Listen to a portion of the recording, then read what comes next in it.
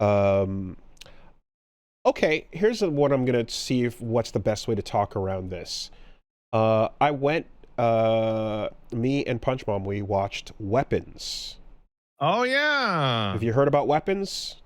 that's the one made by the Whitest Kids You Know writer. And The I How Many Hot Dogs You Eat in One Day. also the Barbarian, I believe, Mm-hmm. right?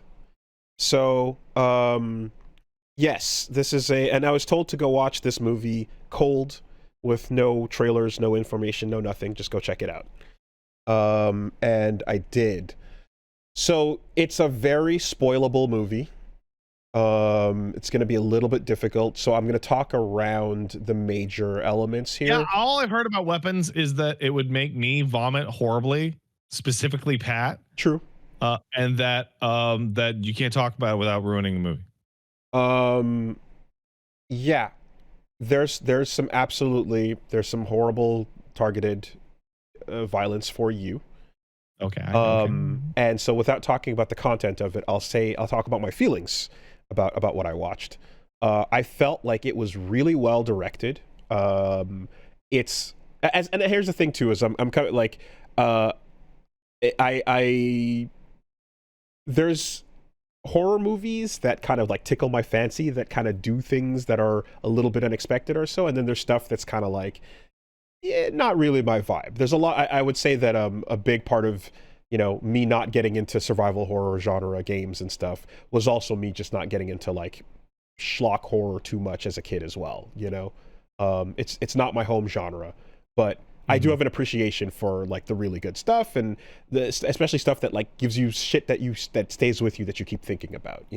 So for example, I recently experienced a lot of Junji Ito on Versus Wolves. I've gotten to appreciate some short stories where you're kind of just going like, oh, what about this crazy idea? Is there anything else to the idea? Nah, but what if though? Campfire stories. So this is this is kind of like that, right? This is a campfire story kind of extrapolated into a film. And it reminds me, so the one thing, yeah, how I feel about it without talking about the content too much is, one, I thought it was really well directed because it's told in an interesting narrative way, which is not typical of horror movies. I feel like it's told in a way that is you kind of piece together moments from seeing different angles of the story. The it's non-linear narrative, which is great.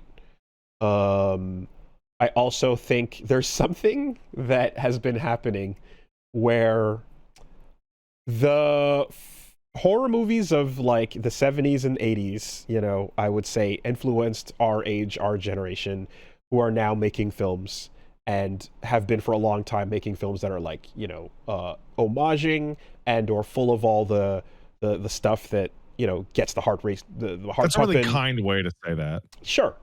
But because like for me, it's always been like everybody's trying to remake Aliens, and then the rest of them are trying to remake Lord of the Rings. I know what you mean. The problem is I don't want to talk a shit about a genre I've only experienced a bit of and that I don't dive deep into, because I can understand the idea that like, hey, Woolie, you might not have experienced enough of this to fully grasp it. So I'm speaking from a distance here, looking down, right?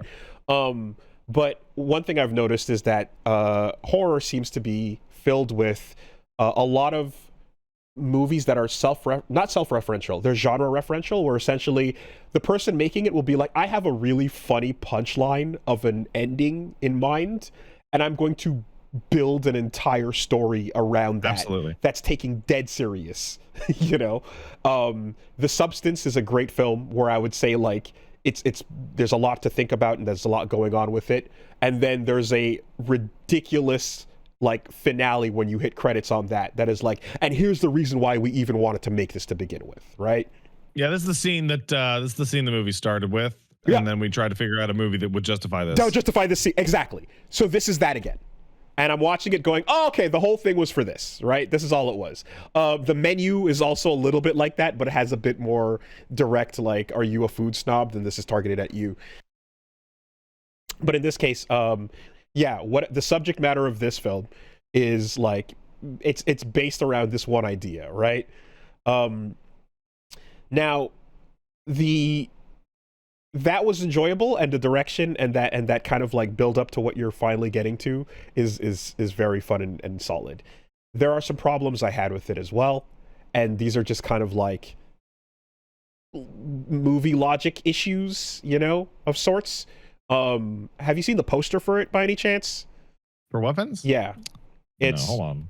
I didn't see the trailer, but I saw the poster for it. It's kids. Okay, well Running. all right, okay. They're Right. Naruto running. I see that.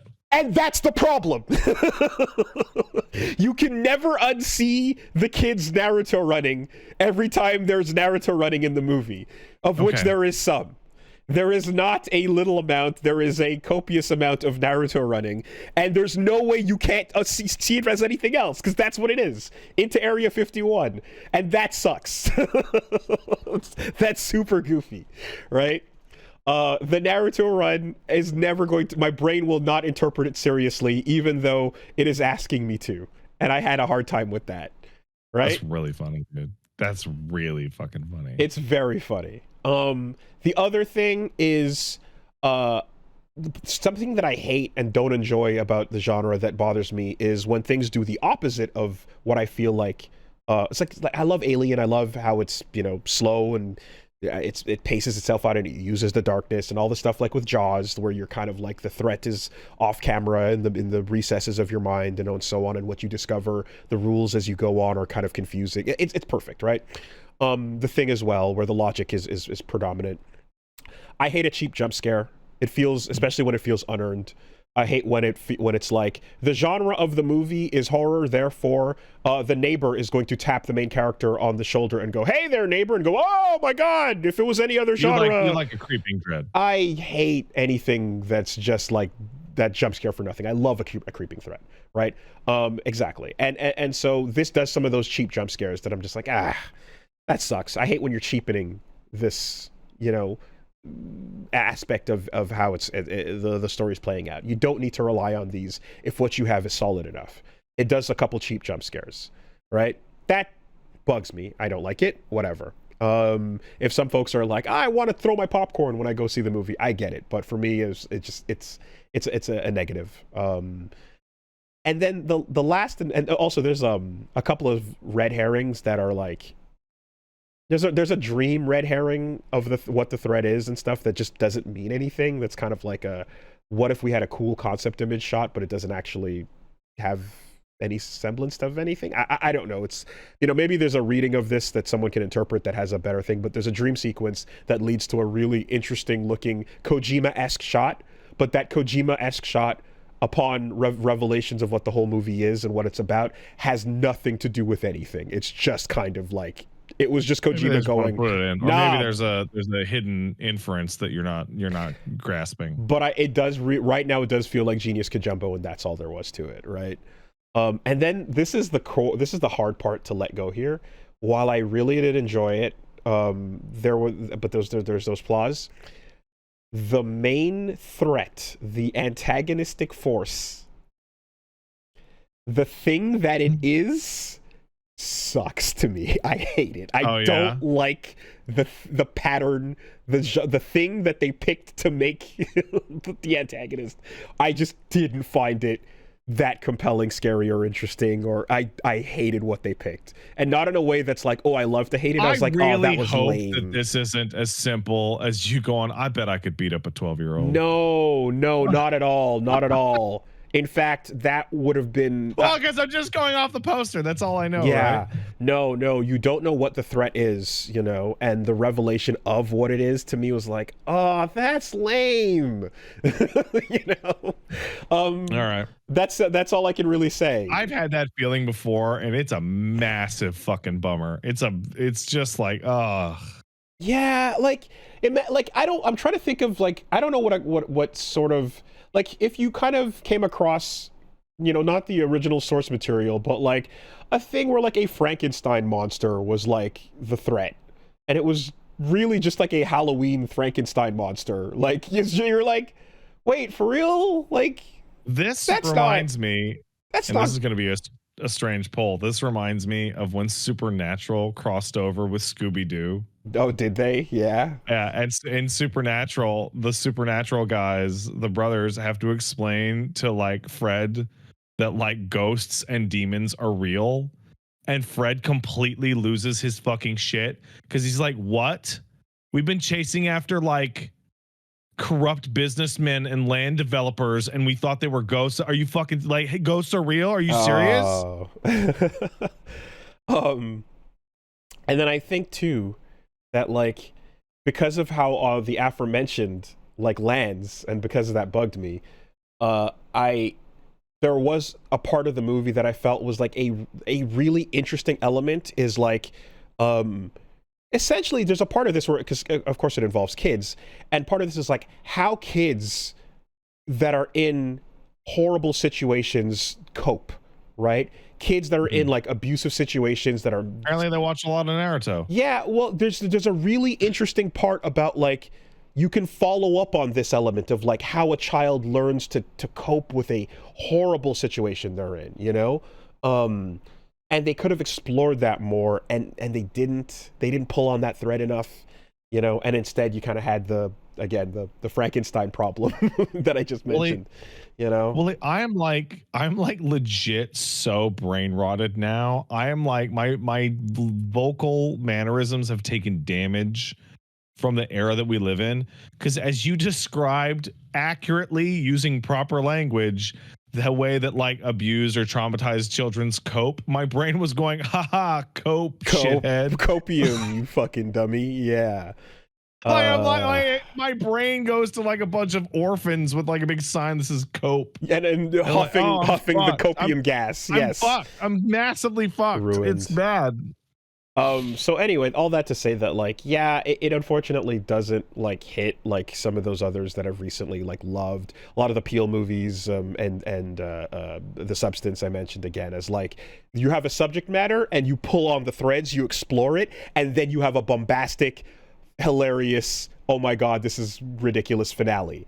And here you kind of lost that in the way you picked a thing and a theme that unfortunately just didn't, you know. But there's a great payoff, but it just, yeah, for all the reasons above, it like I kind of was like, yeah, it's all right, but you know, it doesn't quite land. And I know that for others, people have highly recommended it. I know some people fucking I've loved seen people it. talk up this movie very big.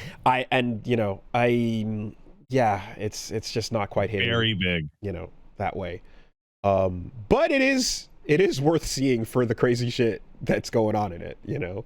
It is worth seeing, but so horror movies are an unfortunate genre in that they have the highest threshold for trash. They're the cheapest to make, and they have the widest range of any genre. So they have the horror has the worst trash to quality ratio, right? And a huge, but you're very right. A huge proportion of horror is written backwards. Here's my fucking ending where we burn down the house with Michael Myers in it, or fucking whatever, right? And then they work backwards, right? Which lends to a disastrous reality in the YouTube era, which is like, do I want to see the haunting of Hannah Smith or whatever her fucking name is? No. Do I want to see the cool part at the end where she turns into a monster? Yes. Yeah. Right, exactly. Do you want to hold on a second? Let me just yeah. Right? Do I care enough to watch Smile? No. Do I want to see what the monster looks like in Smile? Yes. Exactly, right? Do you want to watch the Winnie the Pooh horror movie? No. But you just want to see the trailer? Yeah. Yeah. Am I gonna log in and see kill count and see that very happy man go down the kill count?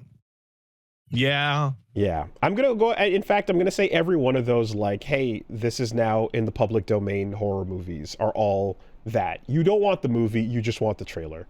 You know.